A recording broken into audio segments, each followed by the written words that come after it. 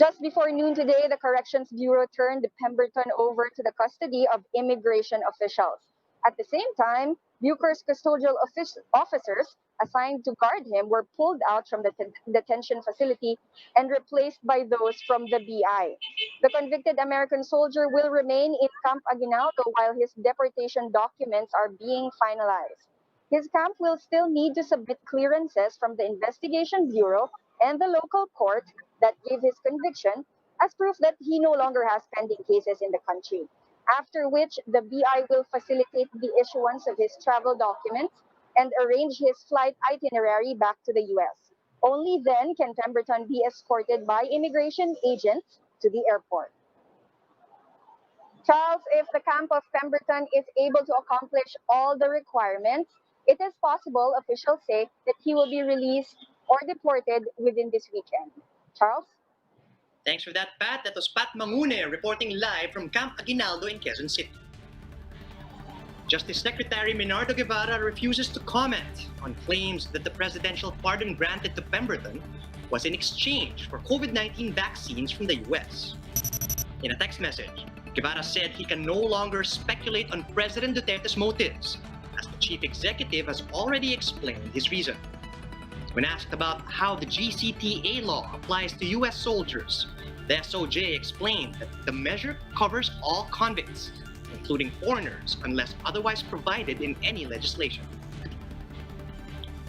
The Health Department has released the tentative timeline for the country's participation in the World Health Organization's Solidarity Trials. The DOH said the WHO will name participating vaccines by around the 3rd or 4th week of September.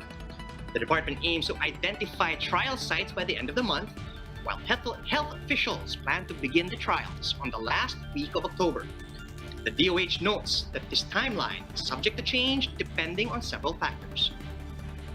Meanwhile, COVID-19 cases in the country have surged to nearly 253,000. This as the Health Department reported more than 4,000 new COVID-19 cases on Friday. There are now 62,250 active cases in the country.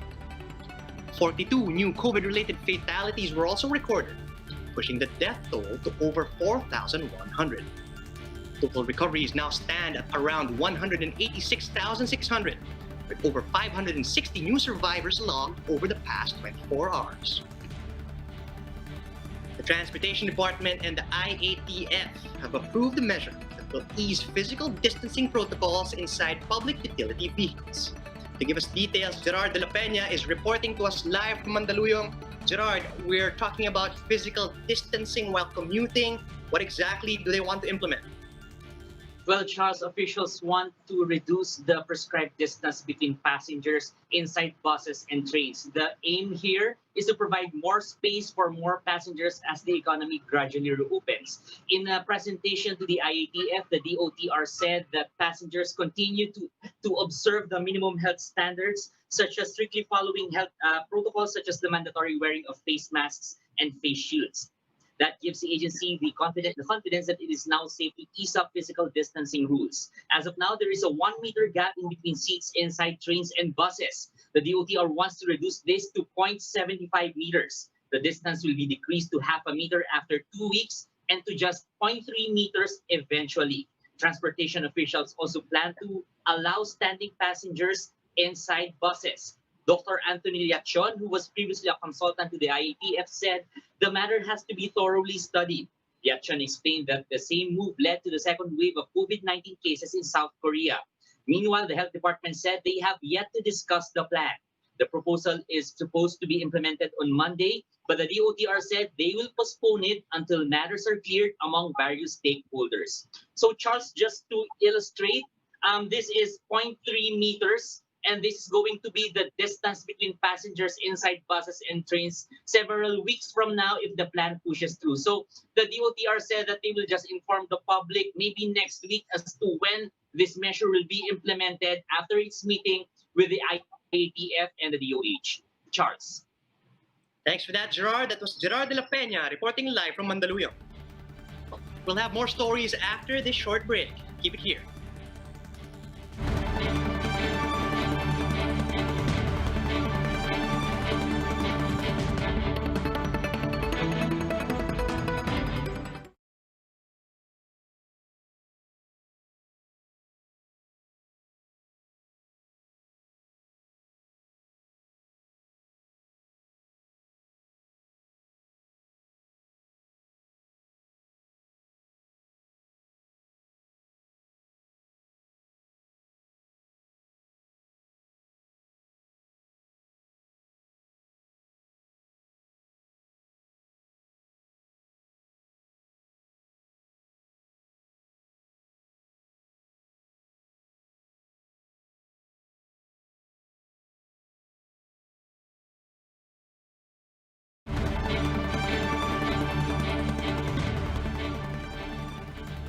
You're still watching One News Now. I'm Charles Lejano.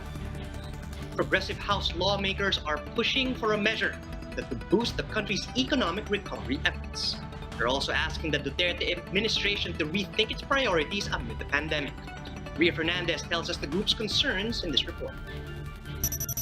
The Makabayan bloc at the lower house scores the Duterte administration's quote, subservient policies toward powerful countries. In a presser this morning, the minority group questioned the government's move to allow China-backed Dito Telecommunity to install towers in military camps. This while recalling the broadcast frequencies of Filipino-owned ABS-CBN following the congressional denial of its franchise bid. Ano ba sila, mga ignorante ba sila na yung tower na to ay hindi magsisilbing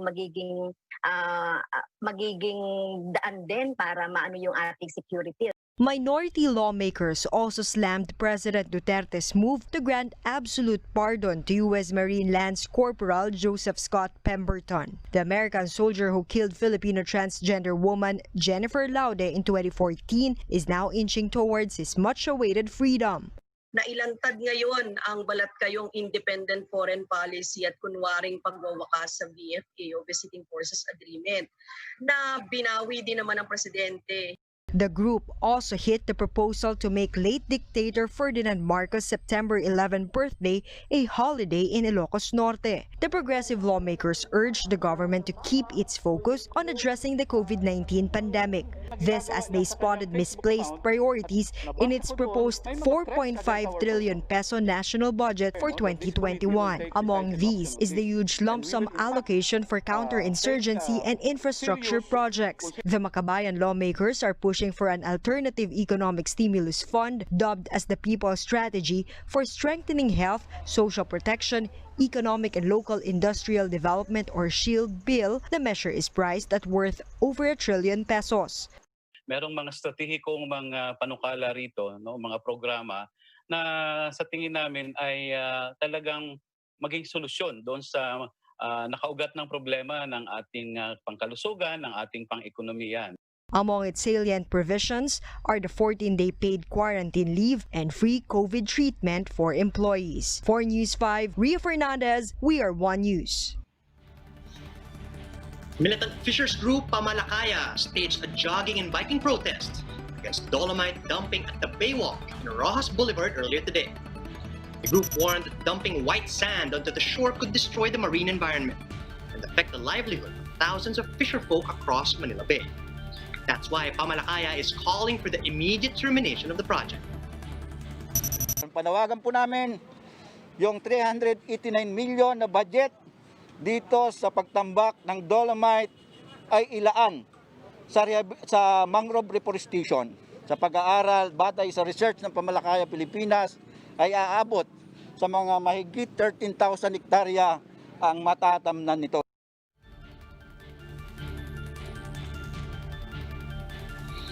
Consumers are urged to conserve water as more service interruptions are in the offing.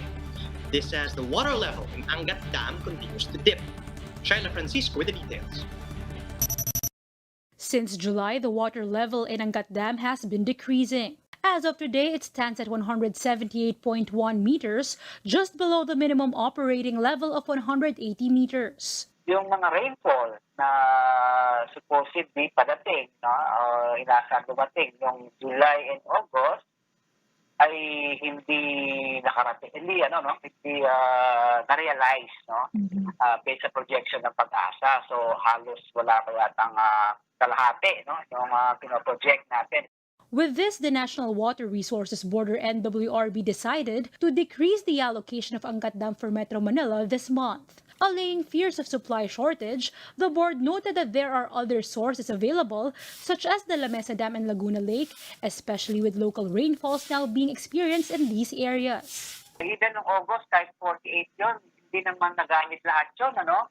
If you look at the record, I think, 48 noong August, ang NWSS, siguro ang nagamit lang niya, mga 45.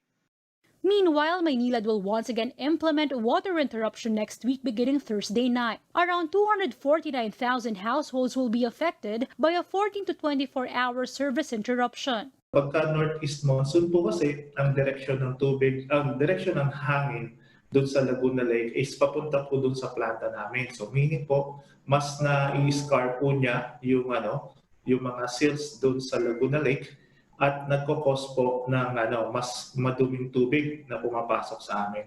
So ipine-prepare lang po namin yung aming planta na kaya po niya matreat itong mas challenging na raw water quality. Maynilad assures the public that there will also be security personnel during the deployment of water tankers to ensure physical distancing. For now, Maynilad is advising affected customers to store water. Shaila Francisco, we are One News. More updates. Follow News 5, the Philippine Star and Business World online. Visit our website, onenews.ph, for in-depth analysis. And you can catch One News on the Signal Play app. Register for a free account now at www.signalplay.com. Stream One News live anytime and anywhere. I'm Charles Lejano. We are One News.